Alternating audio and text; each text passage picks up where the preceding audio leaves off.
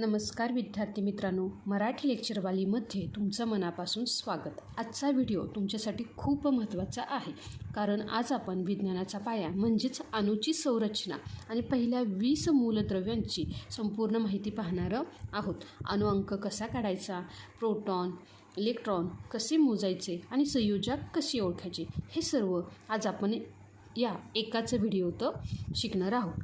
तर विद्यार्थी मित्रांनो, अणू हा अतिशय सूक्ष्म असला तरी तो 3 कणांनी बनलेला असतो. तर बघा विद्यार्थी मित्रांनो, अणूच्या मध्यभागी असतं ते केंद्रक आणि ह्या केंद्रकाला आपण काय म्हणतो रे, न्यूक्लियस. लक्षात आलं का? ह्यामध्ये 2 कण असतात.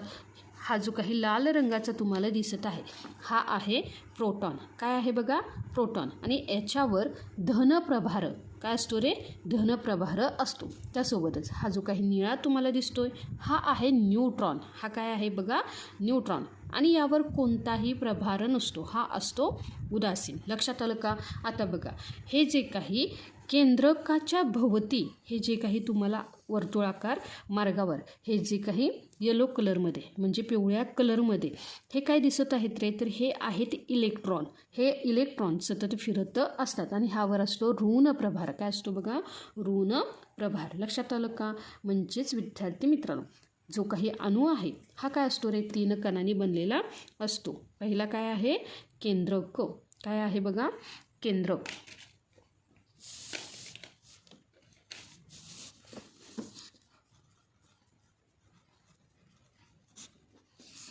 ज्याला आपण काय म्हणतो, न्यूक्लियस. काय म्हणतो, न्यूक्लियस. आणि हा अणूच्या मध्यभागी कुठे असतो, अणूच्या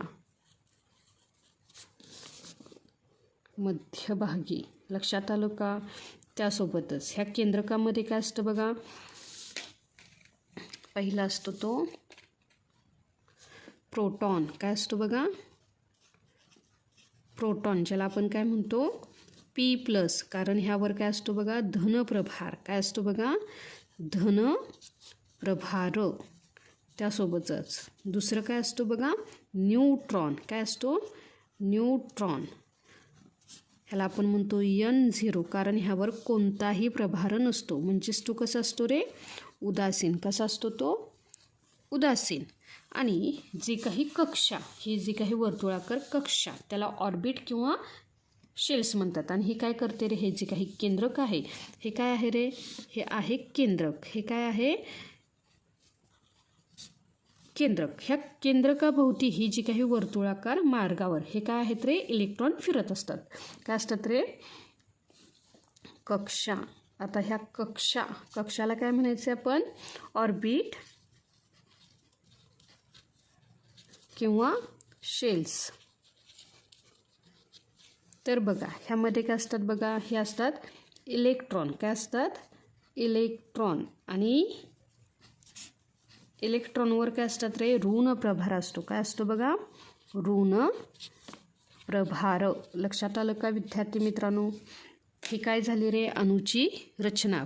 केंद्रकामध्ये असणारा प्रोटॉन आणि न्यूट्रॉन हे एकत्र असतात. लक्षात आलं का? आणि जी काही कक्षा आहे वर्तुळाकार कक्षा त्यावर हे इलेक्ट्रॉन फिरत असतात. आता सर्वात महत्त्वाचा भाग.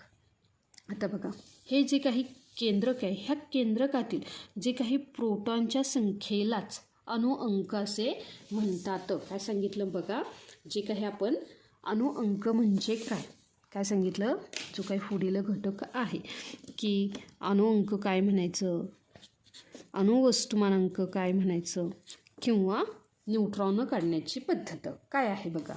तर बघा, अणुअंक म्हणजेच काय, हे जे काही केंद्रकातील जी काही प्रोटॉनच्या संख्येलाच अणू असे म्हणतात. आणि अणुअंक म्हणजेच काय, ॲटॉमिक नंबर. काय आहे बघा, अणुअंक म्हणजेच काय, ॲटॉमिक नंबर.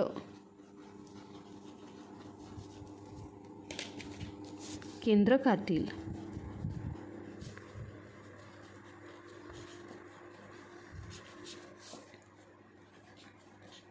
प्रोटॉनच्या संख्येला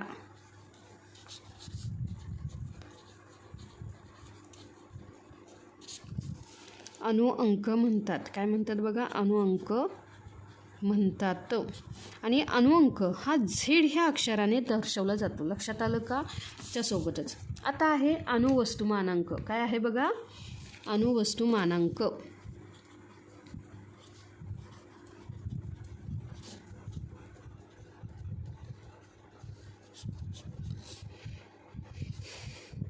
आणि तो ए ह्या अक्षराने दर्शवला जातो. आता अणुवस्तुमानांक म्हणजेच काय की प्रोटॉन आणि न्यूट्रॉनची बेरीज. प्रोटॉन आणि न्यूट्रॉन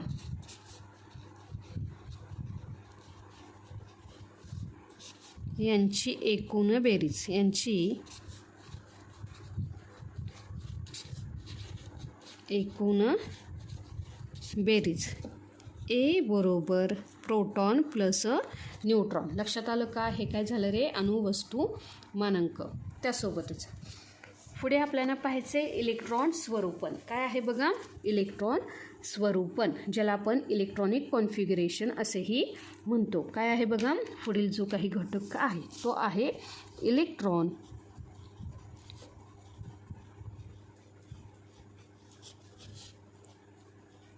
स्वरूपन, ज्याला आपण काय म्हणतो? Electronic configuration.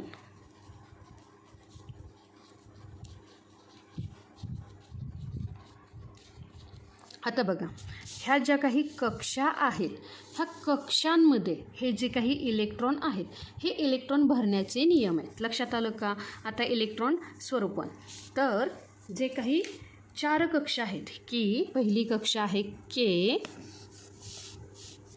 यल, यम आणि यन.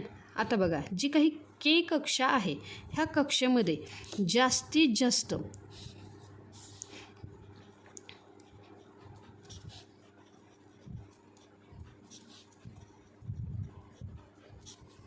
बघा, ही जी काही के कक्षा आहे ह्या के कक्षामध्ये जास्तीत जास्त किती असतात रे? 2 इलेक्ट्रॉन असतात. किती असतात? 2 इलेक्ट्रॉन. जी काही यल कक्षा आहे त्यामध्ये असतात 8 इलेक्ट्रॉन. काय असतात बघा? 8 इलेक्ट्रॉन. त्यासोबतच जे काही यम कक्षा आहे ह्यामध्ये असतात 18 इलेक्ट्रॉन. काय असतात बघा? 18 इलेक्ट्रॉन. त्यासोबतच जे काही यन कक्षा आहे ह्यामध्ये असतात 32 इलेक्ट्रॉन. काय असतात रे? 32 इलेक्ट्रॉन. तर बघा विद्यार्थी मित्रांनो, आता हे झाले इलेक्ट्रॉन स्वरूपन. आता आपल्याला पाहायचं आहे संयोज्या. काय आहे बघा? संयोज्या. आता तुम्ही म्हणाल अजून आम्हाला मूलद्रव्यच माहीत नाही आहे, त्यांचा अणुअंक कसं काढायचं माहीत नाही आहे. तर विद्यार्थी मित्रांनो, पहिल्यांदा आपण काय करू? ह्या कन्सेप्ट क्लिअर करून घेऊ आणि मग तिकडे जाऊ. लक्षात आलं का? म्हणजे आपल्याला पहिला कन्सेप्ट क्लिअर असतील तर लगेच आपण प्रोटॉन किंवा अणुअंक किंवा अणुवस्तुमानांक काढू शकतो. लक्षात आलं का? आता संयोज्या म्हणजेच काय? तर व्हॅलेन्सी. संयोज्या म्हणजेच काय?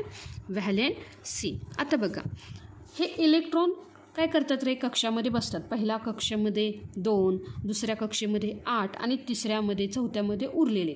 आता बघा, संयोज्या काढायची कशी? तर हा जो काही अणू आहे ह्या अणूला 8 पूर्ण करायला जितके इलेक्ट्रॉन द्यावे लागतात किंवा घ्यावे लागतात किंवा ते भागीदारी करतात ती म्हणजे त्याची संयोज्या. काय सांगितलं बघा? संयोज्या कशाला म्हणायचं? अणूला 8 म्हणजेच अष्टक. 8 म्हणजेच काय? अष्टक पूर्ण करायला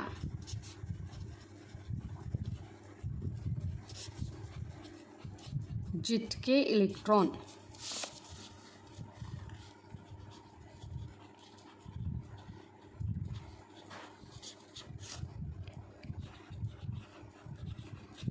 द्यावे लागतात किंवा घ्यावे लागतात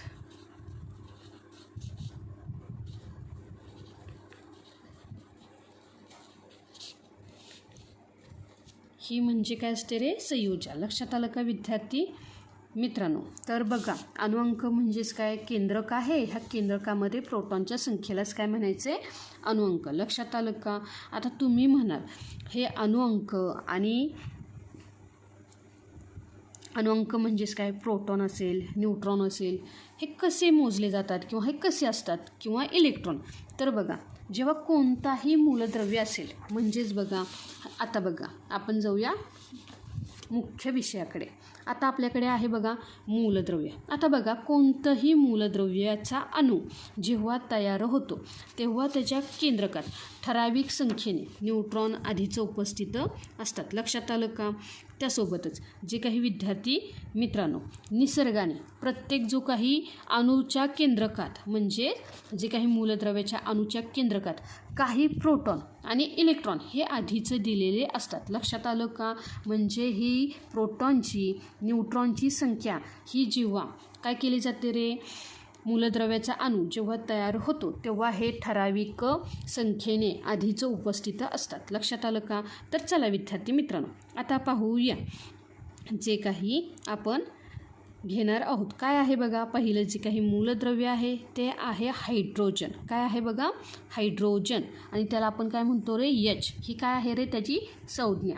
आपण 1 ते 20 मूलद्रव्य इथे घेतलेली आहेत. काय घेतलेले आहेत रे, 1 ते 20 मूलद्रव्य. तुम्हाला वाटेल खूप वेळ लागेल, अजिबात नाही. लक्षात आलं का? आता बघा, आपण काय सांगितले, प्रोटॉन. प्रोटॉन म्हणजेच काय बघा,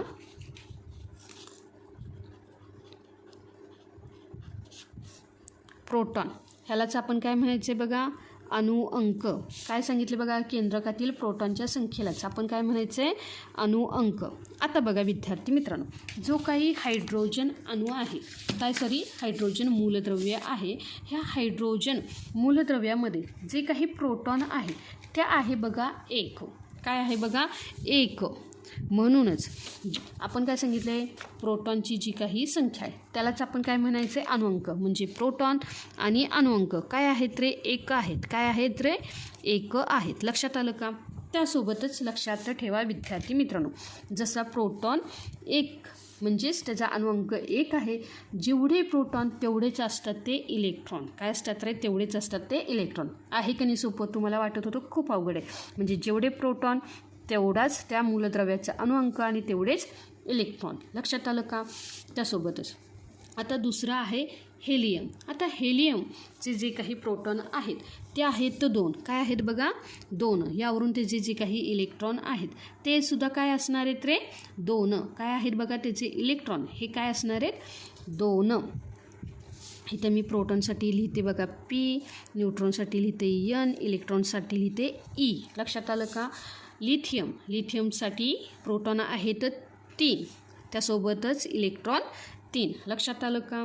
बेरिलियमसाठी आहेत 4, इथे इलेक्ट्रॉनसुद्धा 4. बोरॉनसाठी आहेत 5, इलेक्ट्रॉन आहेत 5. जेवढी प्रोटॉनची संख्या तोच आहे अणुअंक. लक्षात आलं का? ॲटॉमिक नंबर ज्याला आपण काय म्हणतो, झेड, हे विसरायचं नाही, हे फसवण्यासाठी येतं. लक्षात आलं का? ह्या बेसिक गोष्टी नेहमी लक्षात ठेवायचा. आता हा जो काही कार्बन आहे, कार्बनचा जो काही प्रोटॉनची संख्या आहे ती किती आहे रे, 6. तीच काय आहे रे, इलेक्ट्रॉनची संख्या. लक्षात आलं का? पुढे आहे नायट्रोजन. नायट्रोजनची प्रोटॉनची संख्या आहे 7, इलेक्ट्रॉनची संख्या आहे 7. लक्षात आलं का? त्यासोबतच पुढे आहे ऑक्सिजन. ऑक्सिजनची प्रोटॉनची संख्या आहे 8, इलेक्ट्रॉनची संख्यासुद्धा काय येणार आहे, 8. लक्षात आलं का? प्रोटॉनच्या संख्ये इतकेच काय असतात रे, इलेक्ट्रॉन. तिथे लगेच आपण घेऊया. काय आहे बघा, प्रोटॉनच्या संख्ये इतकेच जेवढा अणुअंक. बघा, प्रोटॉन बरोबर अणुअंक आणि अणुअंक हेच काय असतात रे, इलेक्ट्रॉन. प्रोटॉनची संख्या एवढेच असतात अणुअंक आणि प्रोटॉनच्या संख्ये इतकेच असतात इलेक्ट्रॉन. लक्षात आलं का? हे बरोबर करते मी. त्यासोबतच आता पुढे काय आहे बघा, फ्लोरीन. काय आहे, फ्लोरीन. आणि तो किती आहे बघा, तर तो आहे 9. इलेक्ट्रॉनसुद्धा काय असतात रे, 9. निऑनमध्ये असतात प्रोटॉनची संख्या 10, इलेक्ट्रॉनची संख्या 10. त्याचसोबत जो काही सोडियम आहे, सोडियममध्ये असतात 11, त्यासोबतच इलेक्ट्रॉन काय असतात रे, 11, कारण दोघांची संख्या असते समान. मॅग्नेशियममध्ये किती असतात रे, तर मॅग्नेशियममध्ये प्रोटॉनची संख्या असते 12, म्हणून इलेक्ट्रॉन ही 12. ॲल्युमिनियममध्ये 13, इलेक्ट्रॉनची संख्या ही 13. सिलिकॉनमध्ये असतात 14, त्यासोबतच इलेक्ट्रॉनची संख्या ही 14. जे काही फॉस्फरस आहे, फॉस्फरसमध्ये असतात 15 आणि इलेक्ट्रॉनची संख्या ही 15. लक्षात आलं का? सल्फरमध्ये असतात 16, त्यामुळे इलेक्ट्रॉनची संख्या ही 16. क्लोरीनमध्ये प्रोटॉनची संख्या असते 17 आणि इलेक्ट्रॉनची संख्या ही प्रोटॉनच्या संख्येइतकीच म्हणजेच असते 17. लक्षात आलं का? त्यासोबतच अर्गॉनमध्ये असतात 18 प्रोटॉन आणि त्यासोबतच इलेक्ट्रॉन असतात 18. लक्षात आलं का? पोटॅशियममध्ये असतात 19 आणि इलेक्ट्रॉनची संख्या ही 19. आणि सर्वात शेवटचे जे काही मूलद्रव्य आहे कॅल्शियम, ह्यामध्ये प्रोटॉनची संख्या असते 20 आणि इलेक्ट्रॉनची संख्या असते 20. लक्षात आलं का? आता बघा, जे काही न्यूट्रॉन आहेत हे निसर्गामध्येच असतात. मी काय सांगितलं? प्रोटॉन आणि न्यूट्रॉनची संख्या ही ऑलरेडी तिथे असते. तर आता बघूया चला, जे काही न्यूट्रॉन आहेत. आता बघा, जे काही न्यूट्रॉनची संख्या पहिल्या हायड्रोजनमध्ये असते 0, दुसऱ्यामध्ये असते 2 म्हणजेच हेलियममध्ये, लिथियममध्ये असते ती 4, लिथियममध्ये किती असते? 4, बेरिलियममध्ये असते 5, बोरानमध्ये असते 6, कार्बनमध्ये असते 6, नायट्रोजनमध्ये असते ती 7, त्यासोबतच ऑक्सिजनमध्ये असते 8, फ्लोरीनमध्ये असते ती 10. काय असते? फ्लोरीनमध्ये असते 10. निऑनमध्ये ही असते ती 10. सोडियममध्ये असते 12, मॅग्नेशियममध्ये असते 12, ॲल्युमिनियममध्ये असते ती 14. विद्यार्थी मित्रांनो, आता हे जे काही सिलिकॉन आहे, ह्या सिलिकॉनमध्ये असते 14. इथं चुकून 16 दिलं आहे. लक्षात आलं का? हे आहे 14, इथे आहे 16. सल्फरमध्ये असते ती 16, क्लोरीनमध्ये असते ती 18, अर्गॉनमध्ये असते ती 22, पोटॅशियममध्ये असतात 20 न्यूट्रॉन आणि कॅल्शियममध्ये असतात 20 न्यूट्रॉन. लक्षात आलं का? आता बघा, जेव्हा आपण काय करतो, आपल्याला दिलेला आहे अणुवस्तुमानांक, हा झाला अणुअंक. अणुअंक म्हणजेच काय? जेवढी प्रोटॉनची संख्या तीच काय असते रे? अणुअंक. तोच काय असतो? अणुअंक. लक्षात आलं का? आता अणुवस्तुमानांक म्हणजेच काय? प्रोटॉन आणि न्यूट्रॉनची काय असते रे? एकूण बेरीज. हा काय असतो आपला अणुवस्तुमानांक. इथं मी लिहिते बघा, P+N, प्रोटॉन आणि न्यूट्रॉनची बेरीज म्हणजेच काय असतो आपला अणुवस्तुमानांक. चला आता आपण काय करूया? बेरीज करूया. 1 + 0 काय आला बघा? 1. 2 + 2 काय आला? 4. लक्षात आलं का? 3 + 4 काय आला तो? 7. हा काय झाला रे? अणुवस्तुमानांक. फक्त आपल्याला काय करायची? बेरीज. 4 + 5 काय झाला रे? 9. बेरिलियमचा अणुवस्तुमानांक काय आहे? 9. 6 आणि 5 काय झाले रे? 11. काय झाले? 11. त्यासोबतच जे काही कार्बन आहे 6 + 6 काय झाले ते? 12. काय झाले? 12. नायट्रोजनचं काय आहे बघा? 7 + 7 14. त्यासोबत 8 + 8 काय झाले? 16. लक्षात आलं का? आपल्याला काय करायचे? प्रोटॉन आणि न्यूट्रॉनची करायची बेरीज. 10 + 9 काय झाले? 19. काय आहे बघा? 19.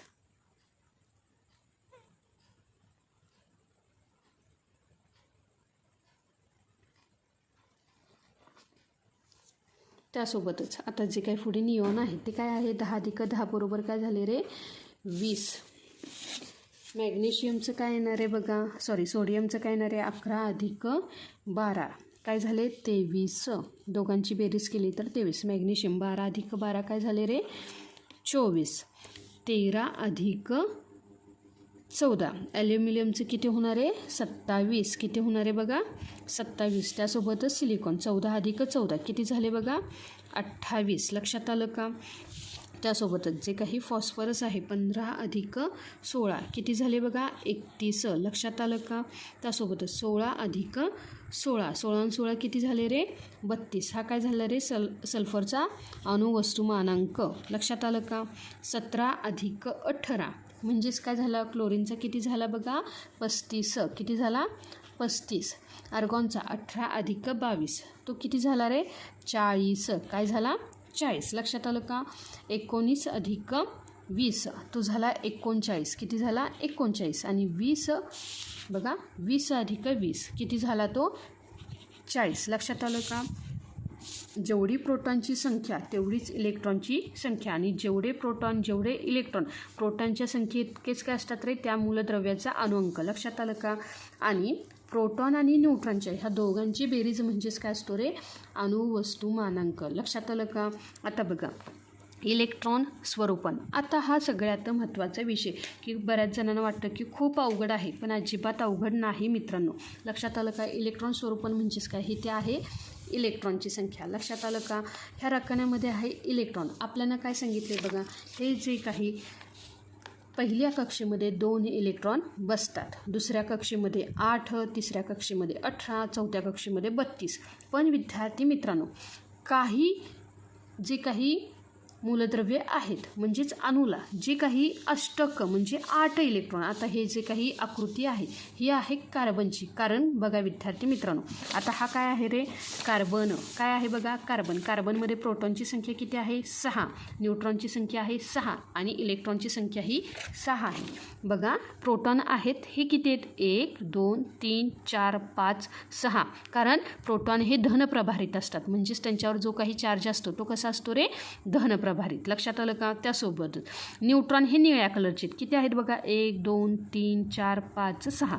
लक्षात आलं का? त्यासोबतच बघा आता हे जे काही कार्बन आहेत, कार्बनचे इलेक्ट्रॉन किती आहेत रे?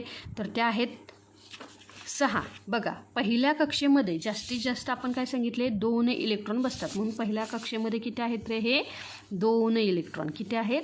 2. आणि राहिलेले, आता बघा राहिलेले किती आहेत? 4 अधिक 2 म्हणजे 6. पहिले 2 घेतले तर उरलेले 4. 1, 2, 3, 4 हे काय करतात रे? दुसऱ्या कक्षेमध्ये म्हणजे यल कक्षेमध्ये बसतात. लक्षात आलं का? त्यासोबतच आता बघायचे आपल्याला हायड्रोजनचे इलेक्ट्रॉनिक स्वरूपन. आता बघा विद्यार्थी मित्रांनो, आता ह्याचे स्वरूपन काय असणार आहे? तर इलेक्ट्रॉन 1 म्हणजे पहिल्या कक्षेमध्ये काय आहे रे? 1 इलेक्ट्रॉन. आता बघा विद्यार्थी मित्रांनो, आता हा जो काय हायड्रोजन आहे हा काय करू शकतो? तो 1 इलेक्ट्रॉन देऊ पण शकतो आणि घेऊ पण शकतो. लक्षात आलं का विद्यार्थी मित्रांनो? त्यासोबतच आता जो काही दुसरा हेलियम आहे त्याची जी काही इलेक्ट्रॉन स्वरूपन आहे 2. का? कारण 2 हे काय होतात रे? 2 इलेक्ट्रॉन हे एका कक्षेमध्ये बसतात. लक्षात आलं का विद्यार्थी मित्रांनो? त्यासोबतच आता जे काही तिसरा मूलद्रव्य आहे लिथियममध्ये काय होणार आहे? पहिल्या कक्षेमध्ये किती बसतात रे? तर पहिल्या कक्षेमध्ये बसतात 2 इलेक्ट्रॉन आणि राहिलेला 1 हा दुसऱ्या कक्षेमध्ये जाणार आहे. लक्षात आलं का? त्यासोबतच आता इथे बेरिलियमचे किती आहेत रे? 4 इलेक्ट्रॉन. मग पहिल्या कक्षेमध्ये 2 आणि उरलेले दुसऱ्या कक्षेमध्ये. लक्षात आलं का? त्यासोबतच बोरानमध्ये काय येणार आहे? 2 पहिल्या कक्षेमध्ये बसतात, उरलेले 3 हे दुसऱ्या कक्षेमध्ये जातात. लक्षात आलं का? आता बघा जेव्हा आपण हेलियम बघतो तेव्हा इथे काय होते रे? की इथे 2 इलेक्ट्रॉन बसतात, इथे इलेक्ट्रॉन संपतात. लक्षात आलं का? इथे देवाणघेवाणीची काही गरज नाही, कारण ह्यानं कक्षा पूर्ण केली. कक्षा पूर्ण म्हणजेच काय? की आपण काय सांगतोय? पहिल्या कक्षेमध्ये जास्तीत जास्त 2 इलेक्ट्रॉन बसतात आणि इथे ते बसतात म्हणून इथे झाली कक्षा पूर्ण. आता बघा इथे उरला 1 इलेक्ट्रॉन. हा काय करतो रे? की अष्टक म्हणजे जे काही 2 इलेक्ट्रॉन इथे पूर्ण बसतात म्हणून हा 1 इलेक्ट्रॉन हा काय करतो रे? देतो. लक्षात आलं का? त्यासोबतच बेरिलियम हा 2 इलेक्ट्रॉन देतो, त्यासोबतच बोरान हा 3 इलेक्ट्रॉन देतो. आता पाहूया कार्बन. आता ह्याचं इलेक्ट्रॉनिक कॉन्फिगरेशन काय येणार आहे? पहिल्या कक्षेमध्ये 2 इलेक्ट्रॉन बसतात, उरलेले 4 हे दुसऱ्या कक्षेमध्ये. लक्षात आलं का? त्यासोबतच नायट्रोजनमध्ये काय आहे? पहिल्या कक्षेमध्ये बसतात 2, दुसऱ्या कक्षेमध्ये उरलेले किती आहेत रे? 5.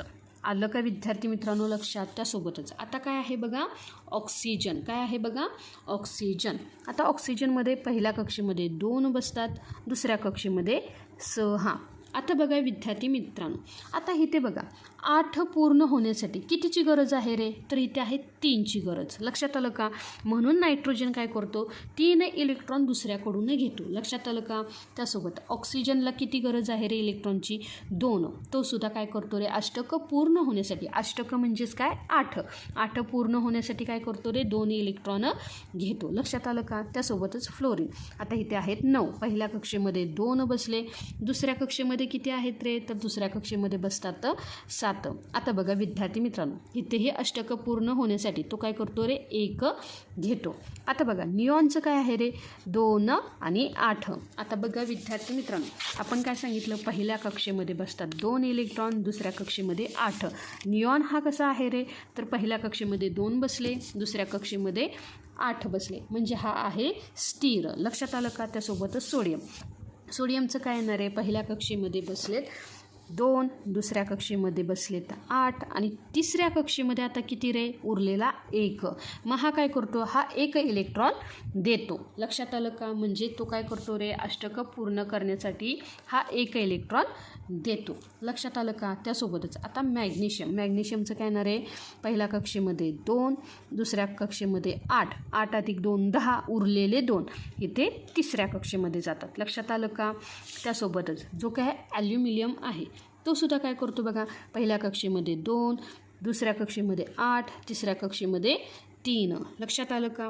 त्यासोबतच जे काही पुढील सिलिकॉन 2, 8, 4 बघा 1, 2, 3 हे इलेक्ट्रॉन देतात. लक्षात आलं का? आणि इथे काय होते रे, भागीदारी होते. काय होते रे, भागीदारी. लक्षात आलं का?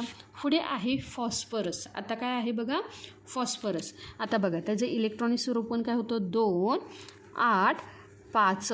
आता बघा ह्याला अष्टक पूर्ण करण्यासाठी कशाची गरज लागते रे, 3 इलेक्ट्रॉनची. त्यामुळं हा इथे इलेक्ट्रॉन घेतो. लक्षात आलं का? पुढे आहे बघा 2, 8 आणि पुढे काय आहे रे, 8 अधिक 2 10. उरलेले काय आहेत रे, सल्फरमध्ये 6. काय होतात रे, 6. म्हणजे इथेही तो 2 इलेक्ट्रॉन घेतो. लक्षात आलं का? ही त्याची झाली संयुजा. जेवढे इलेक्ट्रॉन देतो किंवा घेतो ही त्या मूलद्रव्याची काय असते रे, संयुजा. लक्षात आलं का? त्यासोबतच जो काही क्लोरीन आहे, हा क्लोरीन काय आहे रे, त्याचं स्वरूपण 2, 8 आणि 7. बघा विद्यार्थी मित्रांनो, आता इथे काय आहे रे, अष्टक पूर्ण करण्यासाठी 1 इलेक्ट्रॉनची गरज आहे.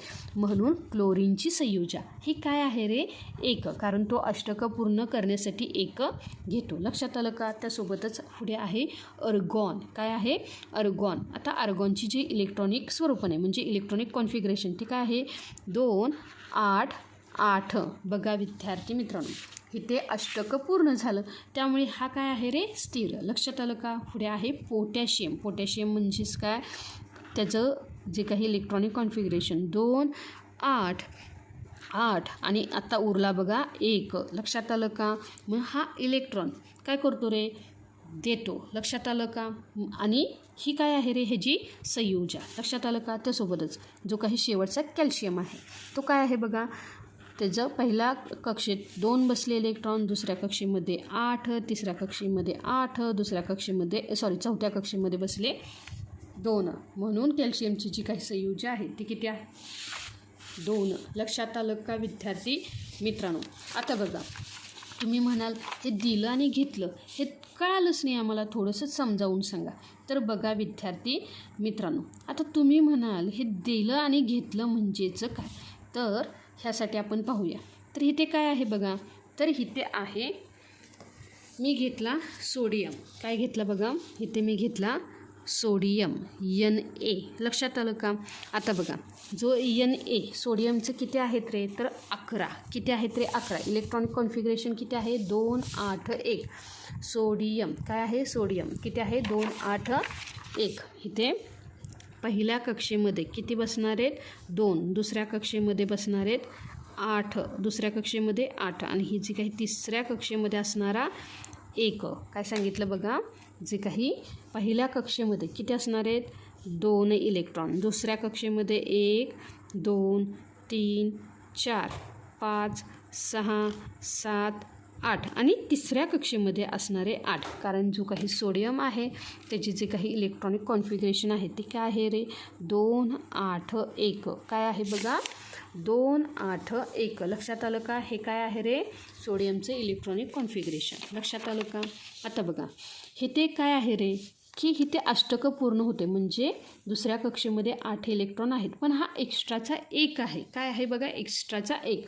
तर ह्याच्यासोबत मी दुसरा घेतला. काय घेतला बघा, की दुसरा मी घेतलं क्लोरीन. काय घेतलं बघा, मी घेतलं क्लोरीन, Cl घेतला. मी काय घेतला, Cl. आता ह्या क्लोरीनची काय आहे बघा, इथे आहे क्लोरीन आणि ह्या क्लोरीनचे जे काही इलेक्ट्रॉन आहेत ते किती आहेत रे, 17. आणि त्याचं कॉन्फिगरेशन किती आहे, 2, 8, 7. म्हणजे पहिल्या कक्षेमध्ये 2 इलेक्ट्रॉन, दुसऱ्या कक्षेमध्ये 8 आणि तिसऱ्या कक्षेमध्ये 7.